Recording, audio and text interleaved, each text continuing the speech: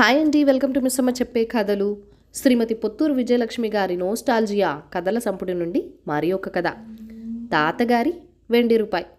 డబ్బు మనిషికి జీవనాధారం. డబ్బంటే అందరికీ ప్రాణంతో సమానం. నాకు అంతే. ఆ డబ్బు కూడా వెండి రూపాయి నాకు మహా ఇష్టం.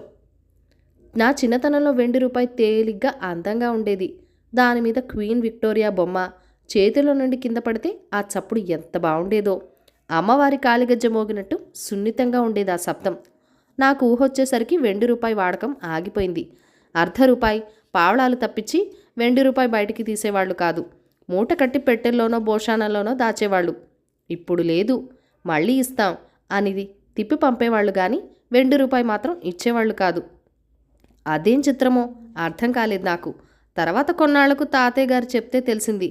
వెండి రూపాయి తయారు చేసిన సమయంలో వెండి ధర చాలా తక్కువగా ఉండేదట. తర్వాత ధర పెరిగి తులం అర్ధ రూపాయి. అర్ధ నా దగ్గర చాలా ఏళ్ళు నిలబడిందట. వెండి రూపాయి బరువు తులం. వాడకానికే కాకుండా తూకానికి కూడా వెండి రూపాయి ఉపయోగించడం నాకు తెలుసు. తులం యాలకులు, తులం లవంగాలు కావాలంటే చిన్న త్రాసులో ఒక పక్క వెండి రూపాయి వేసి మరోవైపు సరుకు వేసి తూసిచ్చేవారు. ఆ తర్వాత ఒక్కసారిగా వెండి ధర పెరిగిపోయి తులం రూపాయి దాటిపోయేసరికి వెండి రూపాయి నాణాలు వాడటం మానేసి దాచటం మొదలైంది. మా ఇంట్లో తాతయ్య పందిరి మంచం తలకట్టున ఒక రహస్యమైన అర ఉండేది. దానిలో మూట, అందులో వెండి రూపాయలు ఉండేవి.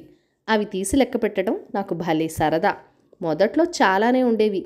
ప్రభుత్వం వారు వెండి రూపాయి నాణాల తయారీ మానేసి ఇంకేదో లోహంతో తయారు చేయటం మొదలుపెట్టారు. అందులో ఇనుము కలిసేదట. మొద్దుగా బండలా ఉండేవి. డబ్బాలో రాళ్లు వేసి కదిలించినట్టు ఒక్కటే మోత. వాటిని చూస్తేనే కంపరం కలిగేది. కళా కాంతి ఉండేది కాదు. చూపులకే కాదు, మిగిలిన సమయాల్లో కూడా ఆ రూపాయిని చిన్న చూపే చూసేవారు. తాంబూలం దక్షిణ సమయాల్లో చూస్తూ చూస్తూ ఇనుము ఎట్లా ఇస్తాం అని వెనకాడేవాళ్ళు. అట్లా అని వెండి రూపాయి ఇవ్వాలన్నా కష్టంగానే ఉండేది. సరేలే, ఏం చేస్తాం, గడ్డు కాలం దాపరించింది అని రాగి నాణం పెట్టేవాళ్ళు దక్షిణలో. మా తాతగారు 18 పాలకుల కరణం.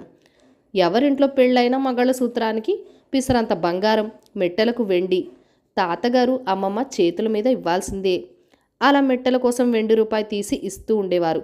క్రమంగా వెండి రూపాయల సంఖ్య తగ్గిపోతూ వచ్చింది.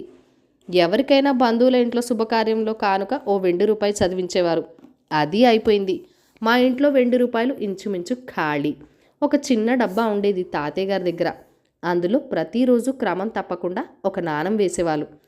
చేతిలో ధారాళంగా డబ్బు ఉన్నప్పుడు పావళా వేస్తే, లేనినాడు కాణి. ఎంతో కొంత విధిగా వెయ్యాల్సిందే.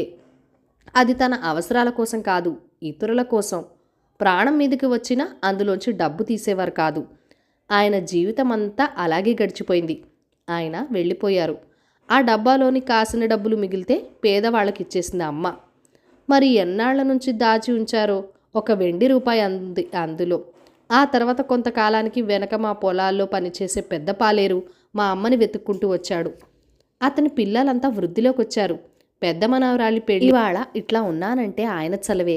నీ చేతి మీదుగా ఏదైనా ఇస్తే ఆయన ఇచ్చినట్లే భావిస్తాను అన్నాడట. అమ్మ పెట్టెలన్నీ వెతికి తాతయ్య వెండి రూపాయి తీసుకుని వచ్చి ఇచ్చింది. దోసిలి జాపి మహాప్రసాదంలా అందుకుని కళ్ళకద్దుకున్నాడట. ఏ లోకాన ఉన్నాడో మహారాజు. ఆయన దీవెన వల్ల మా మనవరాలు చల్లగా ఉంటుంది, మెట్టెలు చేయిస్తాను అని కళ్ళనీళ్లు తుడుచుకొని మా ఇంట్లో ఉన్న ఆఖరి వెండి రూపాయి కూడా తీసుకుని వెళ్ళిపోయాడట. కథ సమాప్తం. ఈ కథను లైక్ చేయండి, షేర్ చేయండి. మన ఛానల్ని ఫస్ట్ టైం చూస్తున్నట్లయితే కనుక సబ్స్క్రైబ్ చేసుకొని మీ సపోర్ట్ ఇవ్వండి. మీ అమూల్యమైన ఫీడ్బ్యాక్ అండ్ సజెషన్స్ నాతో కామెంట్ సెక్షన్లో కూడా షేర్ చేసేయండి. Thank you for watching. Bye bye.